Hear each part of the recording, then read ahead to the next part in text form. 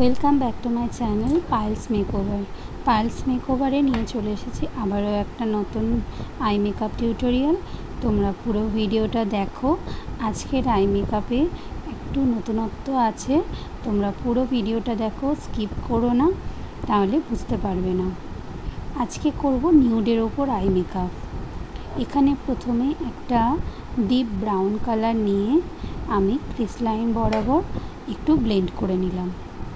তারপর তার ওপর দিয়ে ব্রাউন কালারের ওপর দিয়ে একটা ইয়েলো কালার নিয়ে হালকাভাবে একটা ফ্লাফি ব্রাশ দিয়ে ব্লেন্ড করে নিলাম।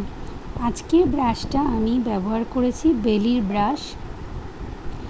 এখানে একটা ছোট বেলির ফ্লাফি ব্রাশ দিয়ে আমি ইয়েলো কালারটা নিয়ে নিলাম।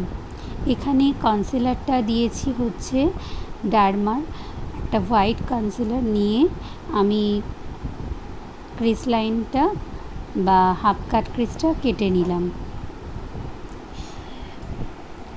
আর আজকে করছি হচ্ছে গ্রাফিক লাইনার। গ্রাফিক লাইনার কীরকমভাবে করতে হয় তোমরা একটু টেকনিকটা দেখো। গ্রাফিক লাইনার সম্বন্ধে অনেকেরই একটু ভয় ভীতি থাকে, কীরকমভাবে করতে হয় অনেকেই একটু বুঝতে পারে না। তা তোমাদের পুরো টিউটোরিয়ালটা খুব আস্তে আস্তে দেখাচ্ছি, তোমরা দেখো। এইভাবে গ্রাফিক লাইনার করলে কখনোই গ্রাফিক লাইনার তোমাদের আর করতে অসুবিধা হবে না। পুরো ভিডিওটা দেখো, কিন্তু স্কিপ করো না। স্কিপ করলে অনেক ছোট ছোট টেকনিক আছে যেগুলো তোমরা না দেখলে বুঝতে পারবে না। আর বেসটা সবসময় একটু ডিপ করবে, যাতে যখন তোমরা হাফ কাট ক্রিস করো বা ফুল কাট ক্রিস করো, কাট ক্রিসটা যেন প্রমিনেন্ট বোঝা যায়।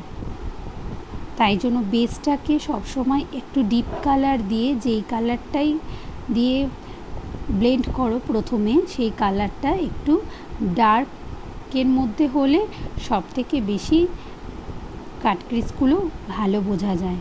তার সাথে যদি কনসিলারটা হোয়াইটের ওপর থাকে আরও সুন্দর বোঝা যাবে, কাট ক্রিসও বোঝা যাবে, তার সাথে বোঝা যাবে তুমি কাট ক্রিসের ওপরে কী কী কালার কীরকমভাবে দিয়েছো, সমস্ত কিছু খুব সুন্দর করে বোঝা যাবে। আর যত হোয়াইট হবে তত কালারটা প্রমিনেন্ট বোঝা যাবে। দেখো, আজকের আই মেকআপটা তোমাদের পুরো টিউটোরিয়ালটা তোমাদের সাথে শেয়ার করলাম, সাথে গ্রাফিক লাইনার দেখালাম। কীরকম লাগলো অবশ্যই কমেন্টস করে জানাবে। ভালো লাগলে লাইক, কমেন্ট, শেয়ার এবং সাবস্ক্রাইব করে দিও। আবারও চলে আসবো আবারও একটা নতুন টিউটোরিয়াল নিয়ে। ততক্ষণের জন্য টাটা, ভালো থেকো।